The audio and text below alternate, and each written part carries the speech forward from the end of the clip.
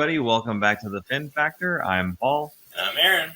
And this is episode number 109. Aaron, you might want to double check your mic settings there, buddy. But why don't you do that? And I will kick off this episode, letting everybody know that we would love to have you here. Love to have you in the comments.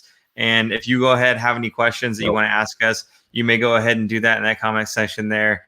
Don't forget also, we've got Super Chat and we've got a Venmo at the Fin Factor if you are interested in supporting the show in that way. Also, thefinfactor.com, we have shirts, hats, stickers, and all those types of things. More than the subscribing, which of course you are subscribed because you're here. Thank you so much. But more than subscribing, if you could, please be sure to share us out, be it on a retweet or Facebook or whatever social media post that you have. Let your friends and family know about us. Your other Sharks fans know about us. If you're enjoying us, perhaps they would as well. So, Aaron, are we good to go now? You tell me. Can you hear me now? Yeah, loud and clear now. You do not sound like you're talking in a tin can, my friend. Oh, good. I'm back. I got you what, sleep. This I've gotten very good at this on the fly stuff. So hashtag bring Marshall back. Yeah, I knew it was a matter of time. That was pretty quick. I guess that's from Jason. That's not from. That is from Jason. Yes, that is super producer Jason. That's not the people in the chat. They haven't had a chance yet. There's a little bit of a delay, so I'm sure we'll get some bring Marshall back comments. This intro slaps. Yeah, I'm sorry, dude. Kellen, appreciate that. Paul should buy him one for Christmas. What, the microphone? I think Kellen's talking about the music, not our intro. Oh, okay. Yeah, I'm not sure if I think he buy him something for Christmas. Maybe a microphone. I don't know. He's got a good microphone. He's got the same one I've got. Regardless, we're here to talk about the Sharks. Let's do that. So I was really looking forward to talking about tonight's games. I was going to skip over the first one, but now I'm not as excited, and we'll go back and we'll talk about the first one again. So Monday, March 15th, was a 2-1 loss against the Vegas Golden Knights in Vegas. This one was a it was a battle of the goaltending, we'll say. Okay, so Devan Dubnyk, 34 saves on 36 shots. He stood tall. He played a phenomenal game, did a great job. And then you've got Marc-Andre Fleury. I think it was 23 saves on 24 shots. So, both goaltenders played very, very well in this game. And there was just a lot of high-quality chances. There were a lot of really big saves. I think Dubnyk at the end, during a post-game interview, had said that I think they set the record for the most pad stacks saves in a single game between him and Fleury. So just really exciting stuff in net. It was really, really cool to see. Anything you wanted to say about the goaltending here? Yeah, I think Fleury is just a very aggressive goalie. And I mean, I hate to say that you got lucky on some stuff, but he did kind of get lucky, but you kind of create your own luck at the same time. So not to take any credit away from him. He is a fantastic goalie. One that keeps that, definitely stands out as that poke check on Kane very late in the game that would have tied it. I think, I don't know. He didn't have as many saves as Dubnyk. Dubnyk definitely had a lot more work, but Dubnyk in his own right had just as many robs, if you will. And I forget who it was. Was it Marchessault that he was talking to? Or, it was Marchessault, right? They're kind of chirping back and forth, not in a bad way, just kind of Marchessault was a little upset that he missed a couple golden chances because Dubnyk came up with some huge saves. So going back to what I had said, the beginning of the season, that I said I think Dubnyk's going to eventually take over as a starter from Jones, because I still think, well, obviously I'm sure everyone thinks this now, that Dubnyk is the better goalie. Just took him a while to kind of get on a roll, but what a fantastic game by him. It's really unfortunate that he only got one goal in support. You're not going to win many games, if any, with only one goal and support from your offense. So unfortunate for him to get the loss in this game. Yeah, 100%. And, you talked about Marchessault just a few seconds ago there, and basically Dubnyk stoning him a few times. It was a couple of chances in a row that Marchessault had, and he was none too happy about Devan Dubnyk doing that to him. So I noticed there was a little bit of talking back and forth, as you had mentioned there. And actually, I got to ask Devan Dubnyk about this in the post-game interview, and we have a clip of that. So super producer Jason, go ahead and roll that clip. Hey, Devan. I've gotten a little better at reading lips, and it seems like Marchessault was rather impressed with a couple of the consecutive saves that you made on him there. Can you share a little bit about that exchange? Yeah, he just told me. He just said that's enough. He was tired of it. I had a few good ones, so he said just told me that was enough, no more. So obviously not going to listen to that, but those are the fun parts of playing and competing against the other guys. Does that happen often for a goaltender? I know there's a lot of talk going back and forth between players, but do opposing players talk to goalies? It seems like that's kind of a no-no. It depends. I don't mind talking to the guys. And I played a lot of games and a lot of different teams and different stuff. So you get to know a lot of guys around the league. So I'm pretty relaxed out there, and so I don't mind having some back and forth with the other guys. But I'm sure that's not everybody. I mean, some guys don't want to be like that or be a little more dialed in, but that kind of keeps me relaxed and makes it fun for me. Yeah, so Marsh's so telling him, hey man, knock it off. I just thought that was really funny. Because I could see him. I could definitely see him saying like, are you kidding me? I was reading his lips there. So just really interesting. But yeah, beyond the goaltending, there was some good information here on even strength. The Sharks actually outchanced Vegas in the first period there, and Vegas poured on the pressure more in the second period.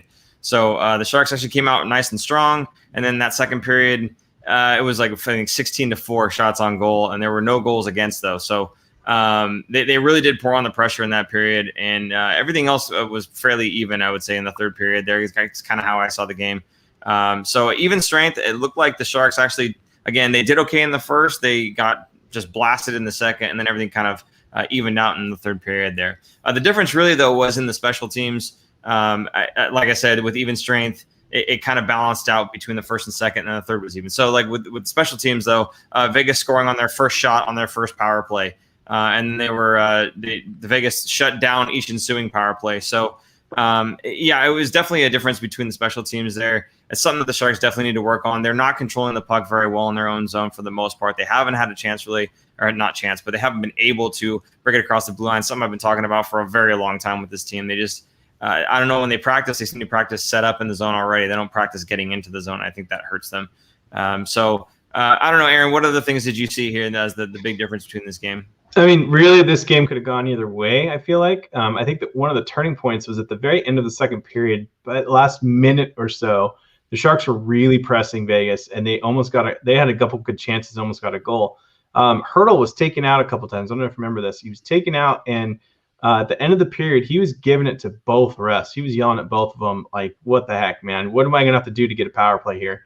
And I agree 100%. I mean, I don't like to blame referees for losses. There was a whole another 20 minutes to play there. But if the Sharks got a power play off of that play to start the third period, what happened at the start of the third period? Vegas came out and scored right away. That wouldn't have happened. Now, who knows if it happened or not, because maybe they would have gotten a shorthanded goal against the Sharks on the same power play. But still, you never know. And I feel like the refs were doing no favors. I feel like they were calling ticky-tacky plays against the Sharks, and they weren't calling the same kind of stuff. And again, people love to blame the referees for losses, which is not what I'm doing. I would want consistent refereeing. If you're going to call a ticky-tacky hold or trip or something, you need to call it both ways, and that's not what they were doing in that game. I felt like in comparison to that game and tonight's game, I thought the refs did a better job and kind of caught Vegas off guard, kind of like, oh, wow, you called that against me? That kind of reaction. Like, wow. So I don't know. Again, they had the whole third period. They could have come back and scored and at least tied the game, but they couldn't solve Fleury in that game. Absolutely. I just want to call out Sonic Tonic here, $1.99 in the super chat. Thank you, Sonic Tonic. He says, hold me with a cry face emoji. I'm guessing that's from because of tonight's game, not because of the ones we're talking about right now. So if you're ready to move on, Aaron, I am too. Yep. Let's do that. So tonight, Wednesday, March 17th, 5-4 loss, unfortunately. The first period just sloppy, in my opinion. The Sharks were racking up penalties. They somehow managed to get out of the period just down 1-0. They should have been down probably 3-4-0 in that period. But, it is what it is. The way that it just kind of shakes out, again, they just did not look good at all. Now, you had a problem with Timo Meier specifically. You want to talk about that one real quick? Sure. I thought the very first goal that Vegas gave up, I went back and watched that whole sequence. And I kind of like to see what happens. Like, how is a goal scored? Is it some creativity? Was it like a turnover? In this case, it was a couple turnovers and a couple chances the Sharks could have cleared the zone, but Vegas held it in. And to me, Timo was kind of dogging it a couple times. He could have gotten the puck. He wasn't in the right positioning. And then when the goal was eventually scored, I think it was Shea Theodore shot it from the point. He kind of turned backwards and didn't really face the shot. I felt like if he faced the shot, he could have at least gotten a piece of it, right, to block it. And all he did was screen Dubnyk, and the puck goes by him and Dubnyk. So I thought it was a really sloppy kind of whole shift, I guess. The whole shift just didn't look very good from him. He did come back later and play better and kind of redeem himself, but that one just seemed, I don't know. It seemed like they were getting off on the wrong foot. And, of course, Vegas goes up 1-0. I wasn't happy about his defensive game, team defense there, which is why he's supposed to be covering the point. And guess what? They scored from the point. Bad things happen to good people. So, yeah, first period goes by now. Second period, the Sharks come roaring back. It was a lot of urgency, a lot of pressure. I thought they did a really good job keeping their legs moving for the most part, and just keeping the pressure on. So there were results because of that, right? So you've got goals by Nieto, Ferraro, and LeBanc all in this period. Now, the Nieto goal was a one-timer on a pass by Timo. Timo does a phenomenal job protecting the puck, right? He's looks like he's going back up towards the point, stops, comes back, and then he looks up and he sees Matt Nieto there. He fires the puck in there, and Nieto does this nice little tip. I think it was like a backhand tip, like deflection, right? So kind of goes up and over the shoulder, Marc-Andre Fleury, and the Sharks get a goal. And then not too long after that, again, same period, Mario Ferraro pinches in, and he goes in deep, so deep that he's behind the net. There's a shot on goal that happens, and he's still behind the net. He comes around, picks it up, wraps the puck, and I mean, the Selly afterwards. I mean, he was just pumping his fist. He was just really excited about it. It was the first of the season, I believe. So yeah, Mario Ferraro getting his goal and everything. It was really cool to see because the guy deserves it. He's been working really hard, all season long. He's been a guy that I've loved watching the entire time as well, and. He just, again, for me, he just deserved this goal. And even Randy Hahn was saying, oh, it's Couture. No, wait, it's Ferraro. I mean, the guy looked like it was Logan Couture. He was out there moving and grooving. So very proud of him, very happy for him. And like I said, the guy absolutely deserves it. Not every day you see a wraparound goal from a defenseman, especially his first goal. So there you go. On that one, down to the bank, had a one-time goal on a pass by Kane. Kane again. Getting the puck deep in by the net there, and just kind of grabs the puck, whips around, fires it into LeBanc, who one-times it in. And everything that these goals have in common is these high danger areas, right? There was the wraparound, there were the 2 one-timers that were basically in the paint. And it's like, do you sense like a theme here? Like, get to the net, right? Just go to the net with this, and good things will happen. And it seems like that's a lot of the times we're talking about where we want the Sharks, especially like guys like Timo and like Hurdle, drive the net, use your body. And a lot of times they're trying to play the perimeter. So in this case, the second period, 3 goals, all of which came from those high danger scoring areas. And all of them came from just throwing the puck at the net, hard work, and converging on the net. So I just think the Sharks need to do a lot more of that. And unfortunately, that wasn't the case later on in the period. We'll get to that. But one of the big things that happened in this period also was Carrier running into Devin Dubnyk as Ryan Reeves knocks the puck in, right? So the goal gets called back because Carrier falls over Dubnyk. At first, they called it a goal, and then they reviewed it, and it was a good challenge by Bob Bugner calling that goal back and everything. So, it was just one of those kind of, for me, it was almost like a turning point, even though the Sharks weren't down at this point. It was kind of like that momentum getter. So, yeah, I don't know. What did you see about that one? Because I have another note about this, but I think maybe we have some conflicting thoughts on this player. So why don't you go ahead and just say what you want to say about this piece here? Well, I was going to say what's sad is that goal that was originally called the goal. 2 referees saw, was it Carrier on Dubnyk's back with the goal going in? Like, it's obvious. Like, I don't know how you can get more textbook of goalie interference than that play itself, and they both called it a good goal. I think that's ridiculous. And thank God there was a coach's challenge allowed.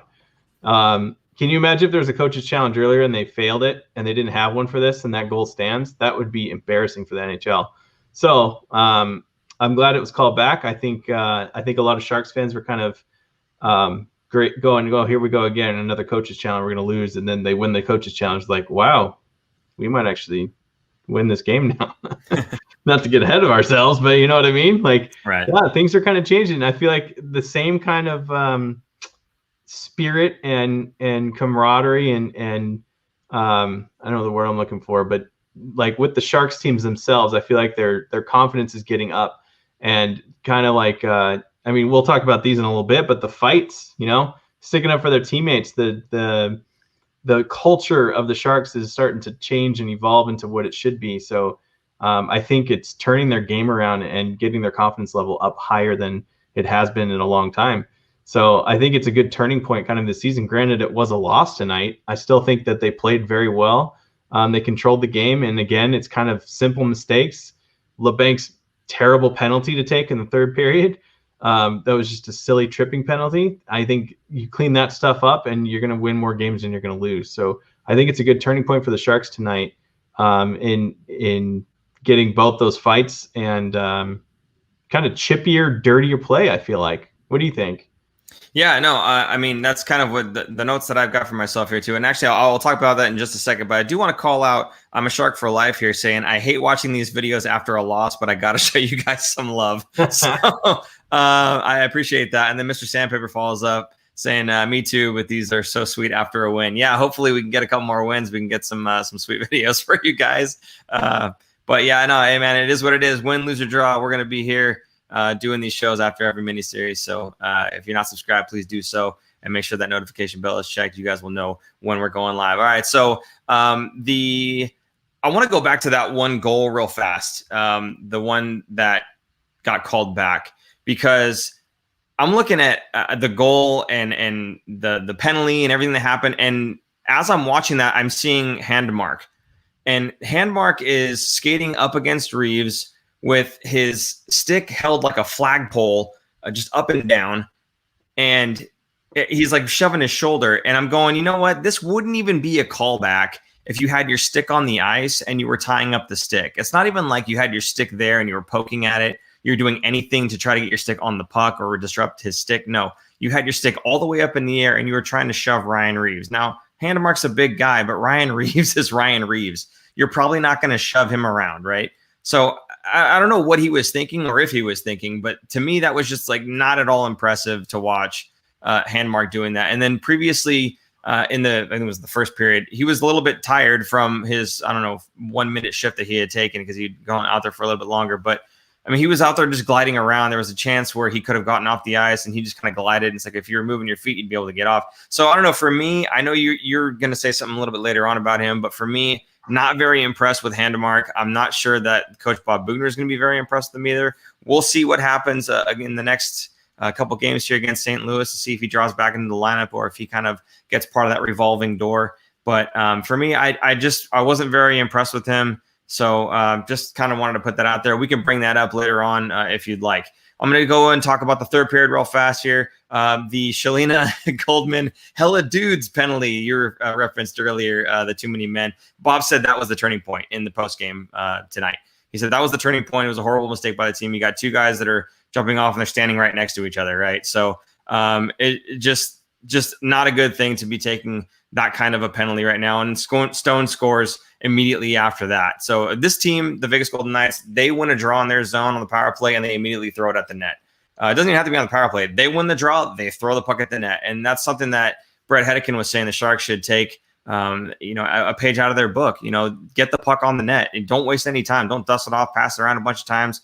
Test the goalie right away. And the Vegas Golden Knights did that and it paid off for them there. So now you want to talk about the fights. I'm ready to jump right into that too. Hurdle fights Stone, and I'm going, somebody must have got drilled. I don't know what the case is. Before we start talking about that, Lundy with the $2.99 in the super chat. Nothing to say, just $2.99. Hey man, I appreciate you. Thank you so much. Maybe it's $2.99 for the Hurdle fight. I don't know, but it was Hurdle's first career fight. Obviously, if you watch this thing, didn't really look like he knew what he was doing, but he was happy to do it. Basically, he was sticking up for Timo. Timo got blindsided, smashed into the glass, went down face first into the ice, and was kind of laying there for a bit. He got pulled off of the bench for concussion protocol. So with him off the bench, Hurdle fighting, you've got one of your top 6 players out, and you've got your second line center out, right?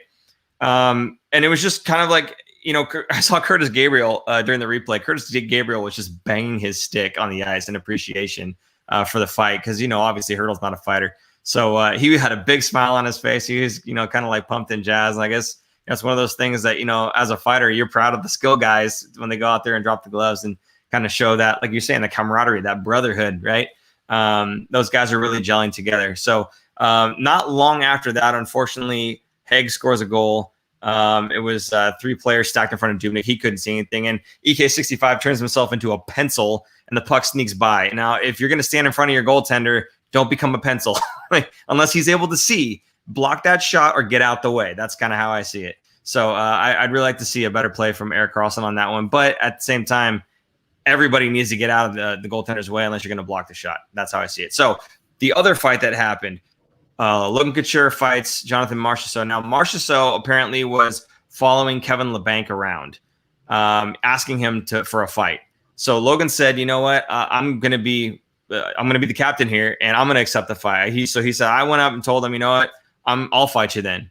So basically, it was Logan Couture's way of kind of sparing Kevin Labanc having to drop the gloves there. So even though Logan's not exactly a fighter himself, being the captain, stepping up big time, and protecting these other skill guys. I kind of wish, though, that our top centers would stop fighting in this game because, again, like Bob Booner said, at one point we're missing Hurdle, we're missing Logan Couture, and then Myers off the bench for protocol. So he's got to do lots of line matching, juggling, and whatnot. And that ended up really hurting us in the long run. It's great to stick up for your teammates, but they're just deeper team than we are. So when we start losing our best players, it hurts us a lot more than it hurts them, unfortunately. Aaron, anything else you wanted to say about the fights there? I don't like Couture fighting just because he's had major concussion problems in his early career history. He's also he has a whole foundation against concussions and stuff. So it's kind of weird to see him in a fight and drop the gloves. Great for sticking up for your teammate. Kevin Labanc, though, you should drop the gloves. Maybe you'll care a little bit more on the game and not take stupid penalties at the end of them. I mean, Hurdle fighting too, and someone has said he's using his inner dad strength for fighting. I forgot where it was. Somewhere in there, someone wrote about it in our comments here. But yeah, I think it's great that they're fighting, but it's also terrible that they're fighting and sitting for 5 minutes. And both fights were in the third period, correct? So that's maybe in the second period fights, not so much third period. If you're going to be the top line guy going on the fight, I thought Kane was going to drop the mitts a little tonight too, because he was kind of chirping a little bit after that. But overall, I think the Sharks' grit, man. I mean, to me, I thought Shimmick was throwing his body around tonight. He was hitting somewhere. To me, I was like, man, Vegas is probably taking note of his number and they're going to come after him. They never really did, but I thought for sure someone was going to drop the gloves on him because some of those hits were, I don't want to say questionable, but they were pretty hard. And I wouldn't be surprised if someone dropped the gloves or was pissed at him, kind of thing. Now, Marchessault, he really he ticks me off, man.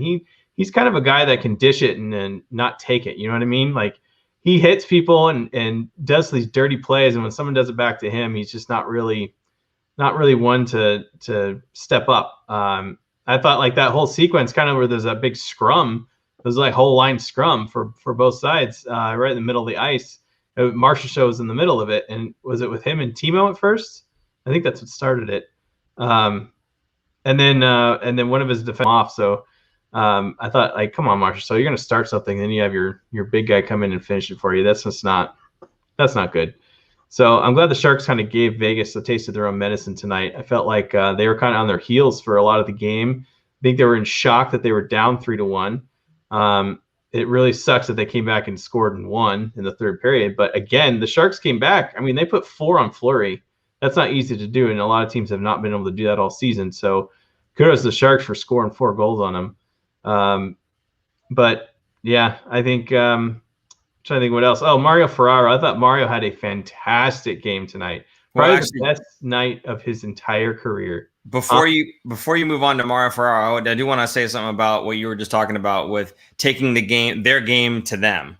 Sure. Because Mr. Sandpaper here has a comment saying the fact that DeBoer is comparing Reeves to Gabriel is a win for Gabriel. Apparently, Pete DeBoer compared those two players. And that's exactly what you were just talking about, was taking the game to them. So the fact that they're comparing the two. Now, you had said also taking the game to them in terms of like the fights and whatnot. We got our skill guys out there doing skill things, but then we got our skill guys out there standing up for each other and gelling as a team.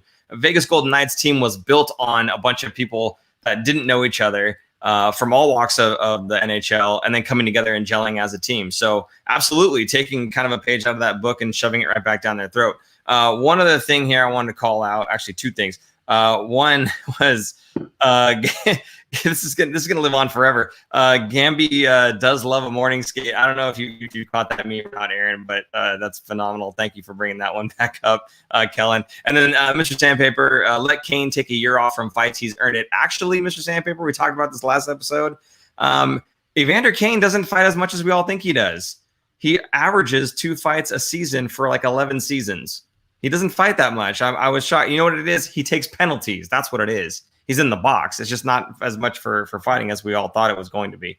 So I just wanted to call those couple things out. And, Lundy here. What a bad game to miss. Was helping sick friend. No, it wasn't a bad game to miss. This is a great game to miss. It's one of the more disappointing games, but I do appreciate the $1.99, Lundy. Wait. You think tonight's game was a disappointing game? I do. I don't. I thought it was a very entertaining game. Granted, the Sharks did not win. I still thought it was very entertaining. I thought the Sharks had chances and they could have scored, and it gives me more hope after a game like this than any other game, really. Like the last 2 games, they lost, but I thought they played well. I thought they looked good, and Vegas was not a clear and out winner in any point in both these games. 100%, and that's why I'm disappointed by it, to be honest with you, because it looked like we could have won those games. And it's not disappointing because I'm expecting a win. That's different. But what I'm saying is they were so close, right? And especially in today's game, when you're up 2 goals at the end of the second period going into the third, it's disappointing that it all falls apart. Now, again, for me, I had said even the last time we played Vegas, if we come out with a single point between 2 games, I'm happy, right? Tonight, I really felt like we should have pulled away with 2 points. In hindsight, it would have been, it's different now. But at the beginning of the series, I would have said, a point would have been fine. After tonight's game, I really felt like we should have taken 2 points, and that's what's disappointing about it. Not knowing the way the game would have played out, if I were to say, we're probably going to lose this game, I won't be too disappointed. But having seen the game, you have to go like, well, gosh, we had it in our hands. It was right there. So that's the disappointing part for me. Yeah, I guess. To me, I'd rather see the Sharks play as well as they did tonight and lose than to watch them play crappy and sloppily and back their way into a shootout win. Like, you know what I mean? Like, it's just not as satisfying. Yeah, it's not satisfying. They didn't get any points tonight, but to me, it's like they're going to build upon this for sure in the next week. They just came off of a 3-game winning streak going into Vegas, almost beat them on Monday, almost beat them again today, and put up, 6 goals against Fleury or 5 goals against Fleury in 2 games? There's not a lot of teams doing that right now. And someone just said it's the best, probably the best team, in the league? Mr. Sandpaper, they almost beat one of the best teams in the NHL. Twice. You know what's going to happen? Teams are going to study that tape and see what the Sharks did so that they can beat them. They're kind of I feel like they took their own game. Sharks took Vegas's own game against them, and it worked. And they got kind of rattled. I felt like they seemed a little rattled to me. They seemed like, oh wow, we actually have to play tonight. You know what I mean? I don't know. And then Anthony said, Aaron, Sharks were playing a game against a Vegas team without starters out of the lineup, and they found a way to lose the game, or with starters out of the lineup. Who, Vegas had starters out of the lineup? Yeah. Whatever. That's where your depth comes in. They're a very deep team. What's that? They're a very deep team. Vegas has more depth than the Sharks do.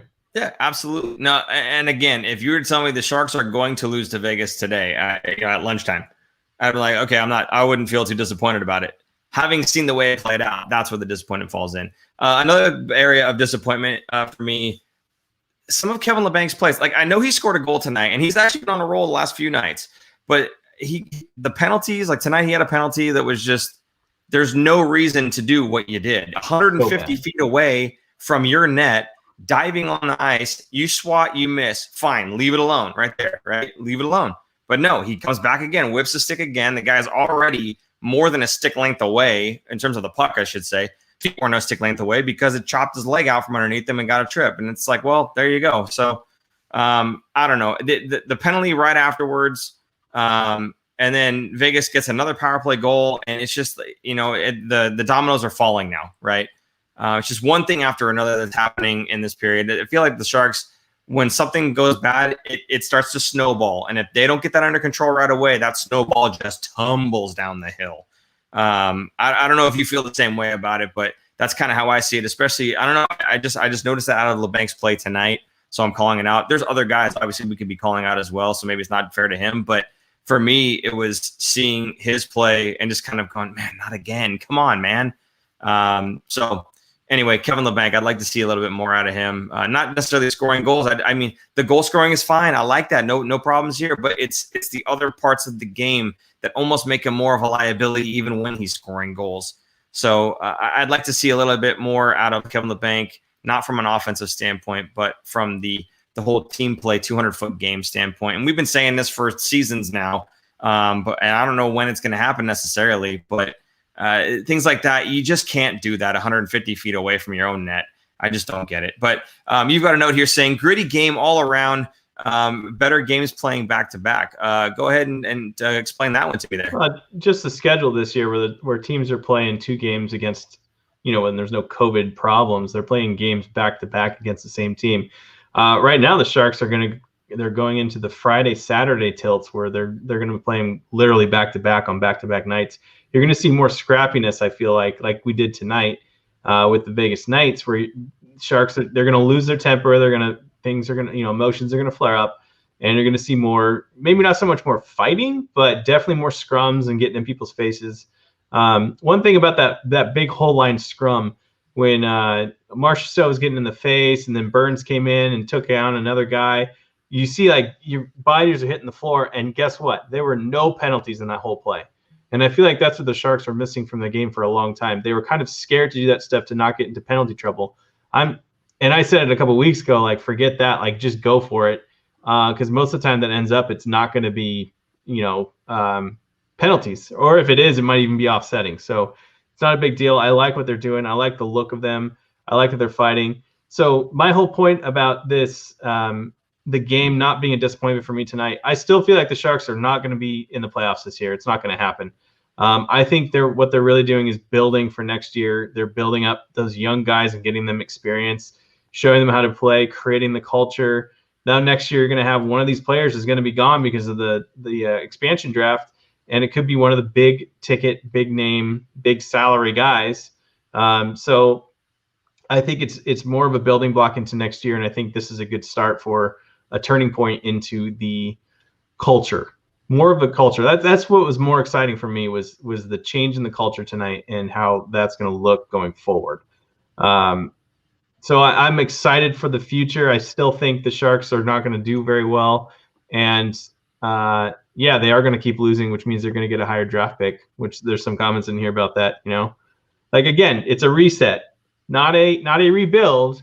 A rebuild would be selling off every single person, but I don't think that's going to happen. I think a reset is going to be losing a couple guys, at least one, going to the expansion draft, freeing up some cap space, and then bringing in some free agents next year. Because of the expansion draft, there's going to be one less player on every single team. Think about how many free agents did not sign or don't have a team right now. Now they're all going to have a team. You're going to take probably 23 to 30 more players across the board, and the free agent pool is now going to be on a team. So you're going to see a little bit more kind of competition in signing some guys, even though the cap isn't really going up, because every team is going to be looking for somebody. So I think next year's team is going to look a lot better. Who knows? We might get a top 5, top 10 prospects in the draft, which we haven't had since I think Timo Meier was number 9. And before that was, the top 3. The last time the Sharks were in the top 3 pick was Brad Stewart. What was that, 98? I think it was before Doug Wilson was even here. So I don't know. I think it's not, again, not so much a rebuild, but a retool. Kind of like what Mr. Sandpaper, rebuild, reset, tomato, tomato. There's a difference. I think there is a difference between a rebuild and a reset. Rebuild. Look at what Buffalo. Look what's happening in Buffalo. I don't know if you've been paying attention. They just fired their coach. They just had 12 straight losses, I believe. And they have some high-end players that are in there. Also going to be hard to move. Not as hard as the Sharks, but still some hard stuff. So the Sharks could be worse. I mean, Buffalo's been in a rebuild for a decade now, as long as Jack Eichel has been there, and even then before that.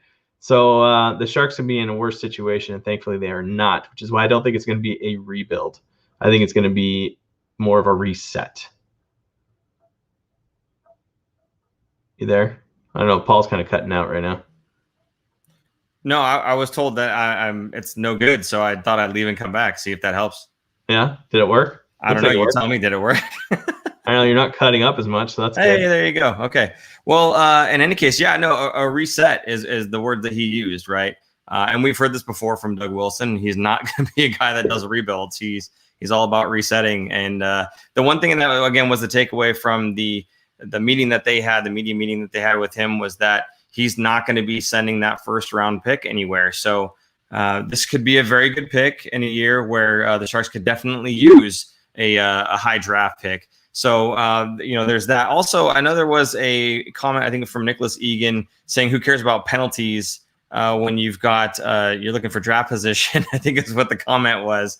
Yeah, there you go. Who cares about penalties when you're going for a draft position? You know what? I still care about penalties. You know why? Because those players that are taking penalties are still going to be on the team beyond that. They need to learn how to not take penalties so that when we have the good players from the draft showing up, learning the game and playing, that they can still contribute and not constantly take penalties. It's not just this season. You got to think about the future too, right? So for me, Kevin LeBanc still just not getting it done from that standpoint, the 200-foot game.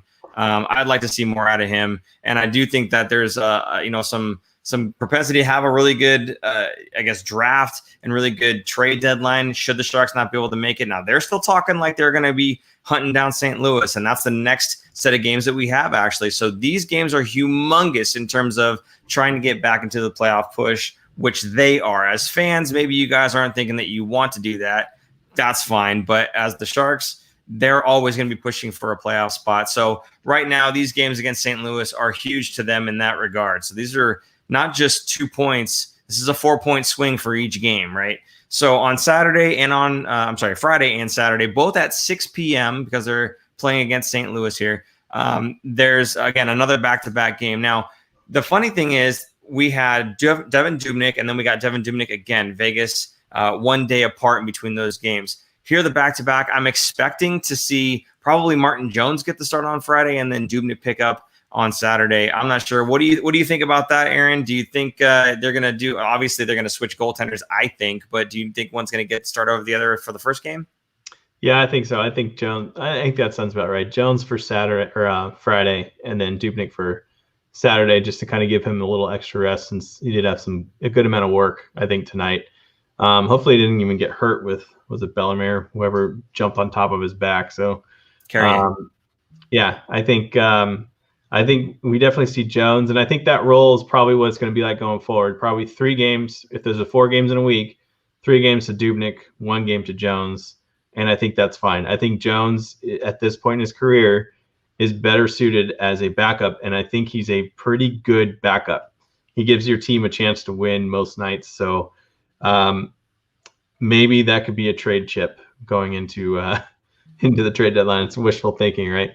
So I think, I think from this point on, Dubnyk's going to be getting most of the starts unless he gets hurt or goes on the COVID list.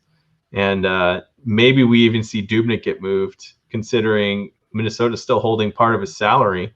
So he's a very cheap acquisition for a team that possibly needs a 1B situation. And from what I was reading earlier, Colorado might be in that situation because their main backup, Francois, he's been out for a while, I think most of the season. So they don't really have a viable backup to Grubauer. So maybe we see Colorado pitch in and send a nice prospect and pick our way towards the trade deadline. That'd be my guess. That would be phenomenal. Get some more picks, stack them up, and stock those cupboards. I do want to call out a couple comments here. Mr. Sandpaper, just run the show, Aaron. Congratulations, Mr. Sandpaper. You're now my least favorite commenter of the night. So then we've got Anthony Sanchez saying trade Couture and build the team around Hurdle. We've also got Ricky saying trade Couture and Hurdle and anyone else you can over 24 years old. And Anthony saying Couture can bring the most value. Guys, you're all completely wrong, okay? That's not going to happen. I'm not saying you're wrong that they won't bring the most value. They would. But they do have contracts that have years left on them. There's no reason to trade these guys away. So I don't see them being traded out for any reason whatsoever, to be honest with you. So, again, it's going to be a retool and not a rebuild. Yes. The rebuild, they're going to be selling off those pieces. I don't see that happening. Exactly. And one more comment here. Mr. Sandpaper follows up with, sorry, Paul, you're great. Don't try to kiss it now, buddy. It's too late. It's too late. All right, Aaron, let's do roll call. Super producer Jason has a suggestion here. Who should Hurdle fight next? So give us your give us what do you say? Where they're watching us from? What do you have them say? What's Aaron, that? where you're watching us from, and who should Hurdle fight next? Yes, let's do it. Good. There you go. Please do that, and it has to be a member of an opposing team. Hurdle fights Couture in practice or something. Although, honestly, I do wonder if Chris Gabriel, who was giving out fighting lessons in the middle of practices, or after practices, I should say, if he's going to maybe expand those classes just a little bit when you've got the captain and your second line center dropping the mitts. Yeah. Who knows? I want to take this comment from Dr. Hook. Do you like our roster? I know there's a lot of frustrating pieces, but how many more players do we need? How do you guys feel about Big Bob coaching? How would you grade his performance? Do I like our roster? I don't hate it, but there needs to be more depth. We need more. We need I'd say a whole nother line of forwards. That would be I'd be happy then. I think the defense is okay. I think even the goalies aren't even that bad. To me, that just needs that. We're kind of a two-line team right now. We need that third line to be pretty solid depth.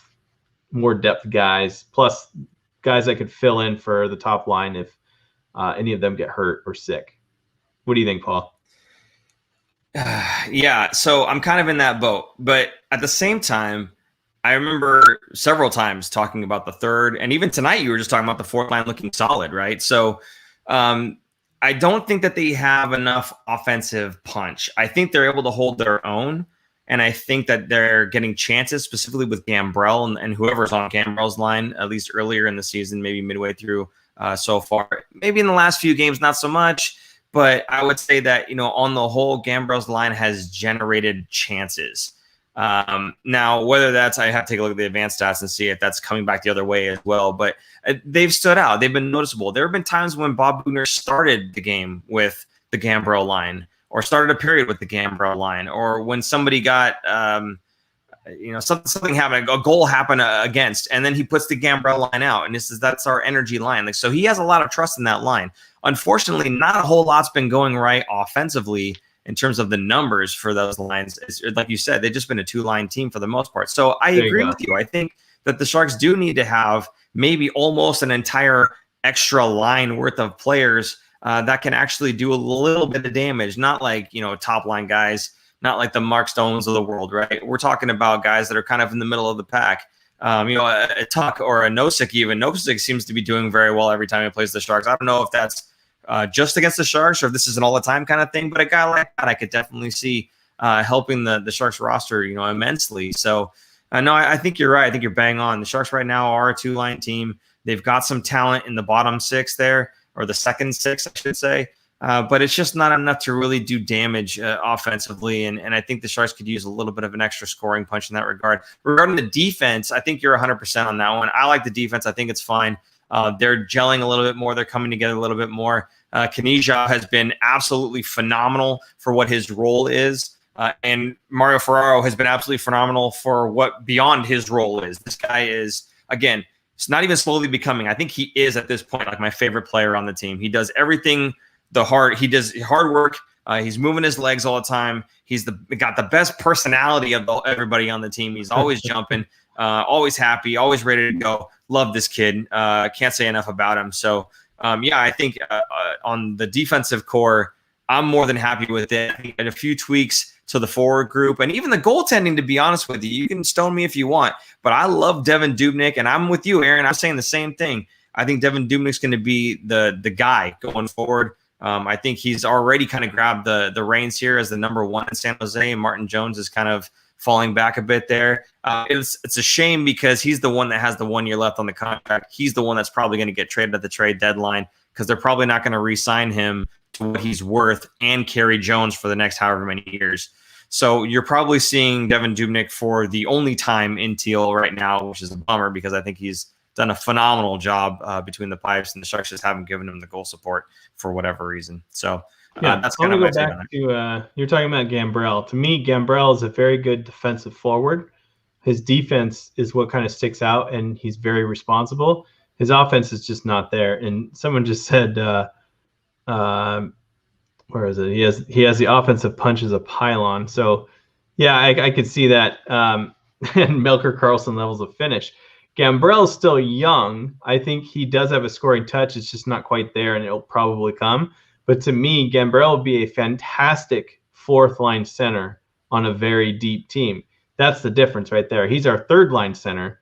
If he had that scoring punch and he could chip in a normal 82-game season, if he could chip in 10 to 15 goals, that would be phenomenal. That's what I would look for in a third-line center that's a very defensive forward. Anything like that, and you're going to be on your team's going to be much better. So I just don't think I don't think he's there yet, but I do think he's an NHL player, NHL caliber player, and NHL caliber center because of his defensive responsibility.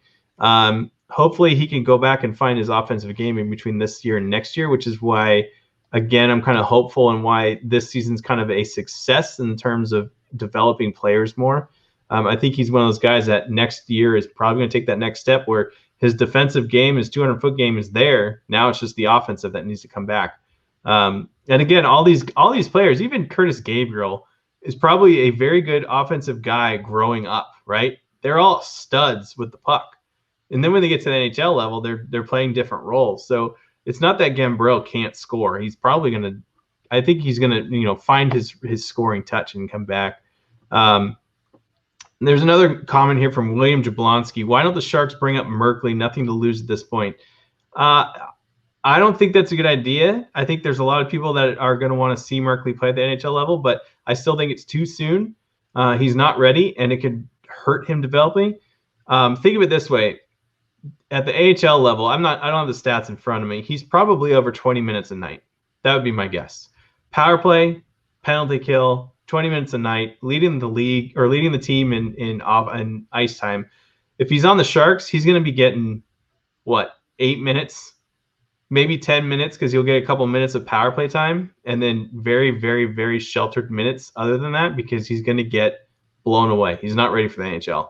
So it's better for him to get more ice time and more situational things to develop at the AHL level than at the NHL level, because he's not going to get the ice time. What do you think, Paul? Well, I think that I don't care about that, and I want to call out Robert Spittler, who's offered some a Venmo tip. I don't know if I should say the amount, but he's offered a Venmo tip. Thank you, Robert. I appreciate that. And he says, because the show is better with both of you guys in studio.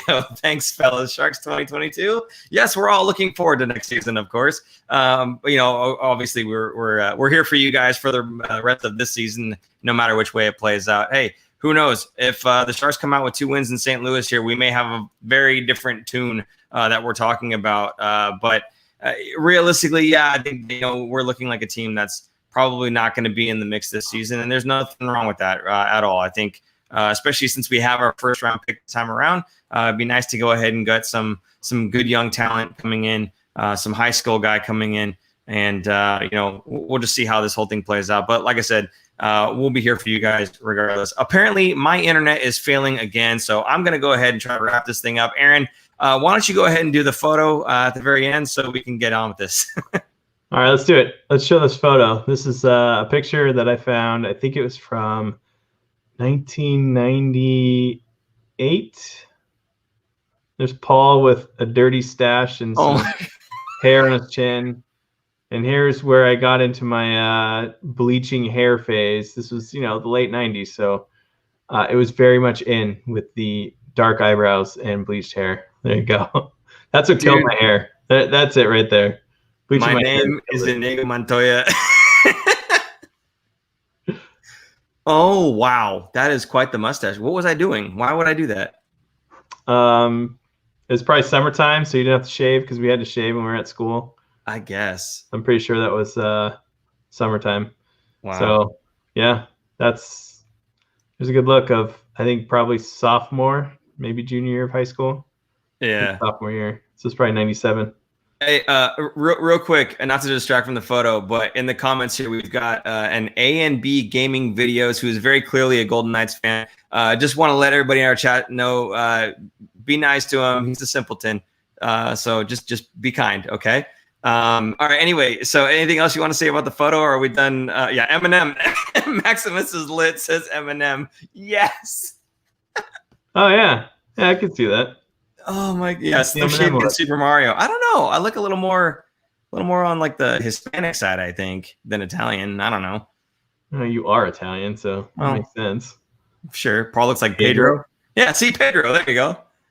Thanks, Lundy. I think. Anyway, okay, cool. Let's go move on to the last little piece thing here. We want to promote these Pride shirts, right? So super producer Jason has the graphic up here so that I will be able to read it. There it is. It benefits Silicon Valley Pride.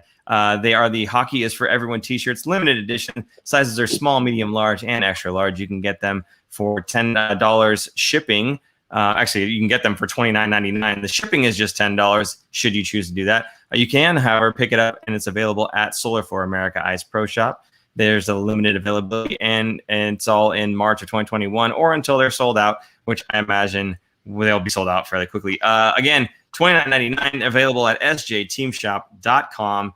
A&B Gaming is heading there right now to pick one up. So if you want to be just like him, or maybe you don't want to be just like him, but if you want to be like us, which would be a good thing, right? Go ahead and head over to sjteamshop.com and pick up one of those Pride shirts. Help support Silicon Valley Pride, great organization. Again, hockey is for everyone, and we are just trying to help promote that. So there you go. Mr. Sandpaper saying, love this show. Thank you guys so much. Lundy saying, you're welcome. ILD, vote for Pedro Ball. Okay, sure. Vote for Pedro. Phenomenal. Okay, great. Aaron, anything else you want to go ahead and say before we get out of here? Nope. Thanks all for still participating and watching, and we really appreciate you all. Absolutely. And I apologize for my internet apparently having a problem. Hopefully that doesn't mess you guys up too much, and you'll still want to come back and say hello. You're really throwing it back to 1997 with the dial-up speed here. Oh, yeah. Well, it's Wi-Fi. I don't know. Maybe I got a problem that I got to look into. Regardless, rumor, players closed door meeting scheduled tomorrow in San Jose. Okay, that's a good rumor. We'll see how that goes. Who knows?